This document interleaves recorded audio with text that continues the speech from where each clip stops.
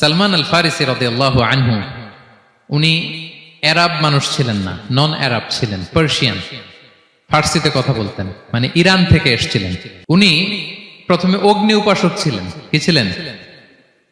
অর্থাৎ ওই যে জরাথুস্ত যারা আগুন দেখলে এরা পূজা করে, আগুনের পূজা যারা করে, জরাস্ট্রেনিয়ান, এই ধর্মে বিশ্বাসী ছিলেন। আগুনের পূজা করতেন ইরানে। তিনিও আগুনের পূজা করে, তার বাবাও আগুনের পূজা করে। তো একদিন বাবা একটা কাজে পাঠিয়েছে, ওই কাজ করতে যেয়ে সে খ্রিস্টানদের গির্জা ক্রস করতেছিল। ছোট মানুষ গির্জা ক্রস করতে যেয়ে দেখে খ্রিস্টানরা কেমন যেন আলাদা ইবাদত করে, নামাজ পড়ে। এটা দেখে খুব ভালো লাগছে, তার খুব ভালো লাগছে। বাড়িতে এসে বাবারে বলে, বাবা আমি দেখলাম যে খ্রিস্টানরা তাদের চার্চে গির্জায় নামাজ পড়ে, এটা তো অনেক সুন্দর, আমরা যে আগুনের সামনে যা করি এটার চেয়ে ওইটা সুন্দর। বাবা বলে, খাইছে, ছেলে তো আমার শেষ হয়ে যাবে। তো বলতেছে, না না বাবা, আমরা যে আগুনের উপাসনা করি এটাই ভালো। উনি বলেন, না, আমি অনেক চিন্তা করেছি, ওরা যেভাবে গডের কাছে চায় ওইটা শ্রেষ্ঠ। বাবার সাথে ছেলের, সালমানের অনেক তর্ক বিতর্ক। পরে বাবা ভাবলেন, যদি ওকে না আটকাই তাইলে প্রভাবিত হয়ে সে খ্রিস্টান হয়ে যেতে পারে। তো ঝগড়া তর্ক বিতর্ক শেষে তার পিতা তাকে শেকলবন্দি করলো। কি করলো? পায়ে শেকল লাগায় রাখছে। কিন্তু ছেলে তো মনে মনে খ্রিস্ট ধর্মের প্রতি আকৃষ্ট হয়ে গেছে। তো ওই খ্রিস্টানরা তার সাথে লুকিয়ে যোগাযোগ করত। সালমান ওই খ্রিস্টানদেরকে বলল যে, তোমাদের খ্রিস্টান ধর্মের উৎপত্তি কোথায়? বলে, সিরিয়াতে। বলতেছে, এখান থেকে কোনো কাফেলা সিরিয়া যাবে নাকি? বলতেছে, হ্যাঁ, মিশনারি ওয়ার্কে একটা কাফেলা আসছে, যাবে। বলতেছে, যেদিন যাবে আমাকে বলবে। তো যেদিন যাবে তাকে এসে বলা হয়েছে তার বাবা নাই, সে শিকল ভেঙে, শিকল সহ ওই কাফেলার সাথে যে জড়িত হয়েছে।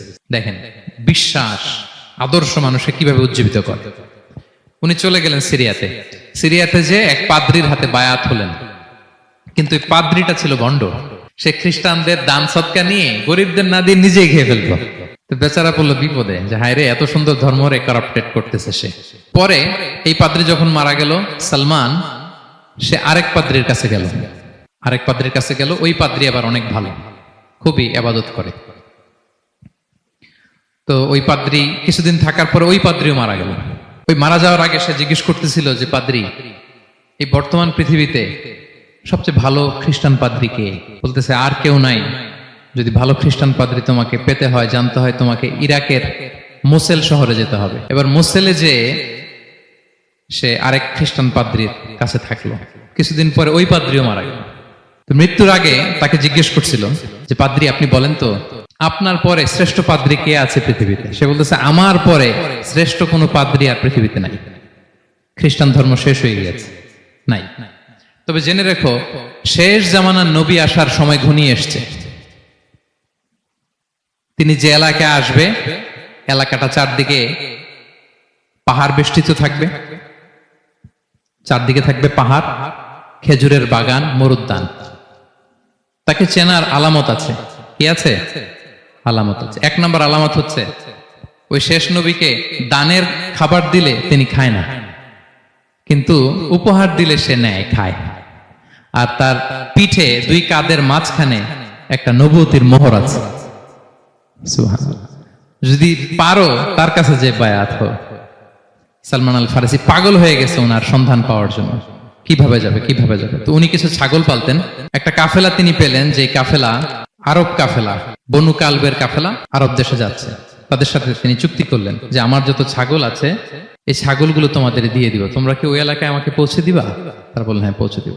সব ছাগল দিয়ে দিলেন, রওনা হইলেন ওই এলাকায়। মাঝপথে তারা তার সাথে জুলুম করলো, অন্যায় আচরণ করলো। তাকে দাস হিসেবে বিক্রি করে দিল ইহুদিদের কাছে। ওয়াদি আল কোরা নামে একটা জায়গা আছে, ওখানকার এক ইহুদির কাছে বিক্রি করে দিল। সে ইহুদির কাছে দাস হিসেবে থাকতে আরম্ভ করলো। অনেকদিন পরে, মদিনার পূর্ব নাম কি দেখি কে বলতে পারে? হ্যাঁ, মাশাআল্লাহ। তো মদিনার পূর্ব নাম হচ্ছে ইয়াসরিব। তো ইয়াসরিবের এক ইহুদি, বনু কুরাইজার ইহুদি, সে আসছে ওয়াদি আল কোরাতে তার কাজিনের কাছে। এসে দেখে নতুন এক দাস পাইছে, বলছে, আমি কিনবো, তুমি কিনতে চাও? তার কাছে বিক্রি করে দিল। তখন ইয়াসরিবের ওই ইহুদি, বনু কুরাইজার, সালমান আল ফারিসিকে নিয়ে ইয়াসরিবে চলে গেল। সুবহানাল্লাহ।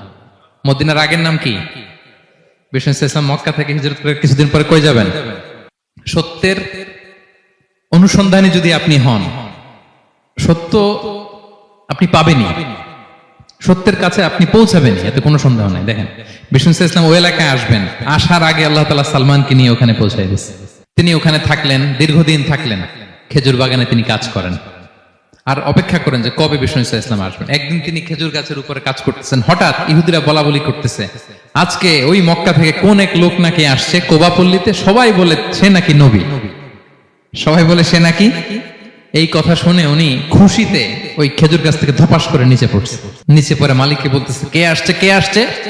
এই কথা শুনে মালিক রেগে মেগে তাকে মারতে আরম্ভ করলো যে তোমার জেনে কি লাভ, যাও এখান থেকে। তার মানে সুবহানাল্লাহ, সালমান আল ফারিসি তিনি জেনে গেলেন যে বিষ্ণু ইসলামের আগমন ঘটেছে।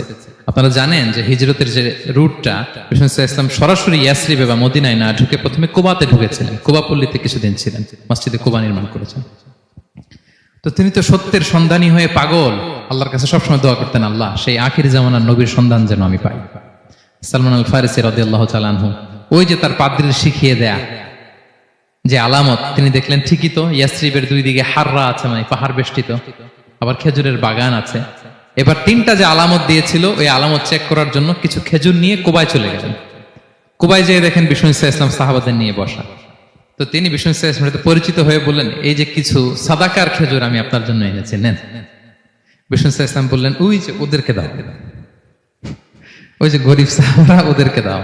বিষ্ণু ইসলাম খেলেন না, সে মনে মনে বলতেছে এই তো একটা পেয়ে গেছে, একটা পেয়ে গেছে। উনি কিন্তু খায় নাই, ধরেও নাই, বলতেছে যে ওদেরকে দাও। দিল, সাহাবারা খেল। এরপর বিষ্ণু ইসলাম কুবা থেকে মদিনায় চলে গেলেন, তখনও মদিনার নাম হয়নি, ইয়াসরিবে গেলেন। এবার কিছুদিন পরে আরো কিছু খেজুর নিয়ে সালমান রাদিয়াল্লাহু তাআলা আনহু বিষ্ণু ইসলামের কাছে গেলেন। এবার যে বললেন কিছু খেজুর আমি উপহার হিসেবে আপনার জন্য এনেছি, আপনি কি গ্রহণ করবেন? বিষ্ণু ইসলাম বললেন অবশ্যই গ্রহণ করবো। বলেই তিনি একটা নিয়ে খেতে শুরু করলেন, খেলেন এবং বিতরণ করলেন। মহা খুশি, এই তো পেয়ে গেছি দুইটা সাদাকার খেজুর, বলেছি ধরেও নাই, খাই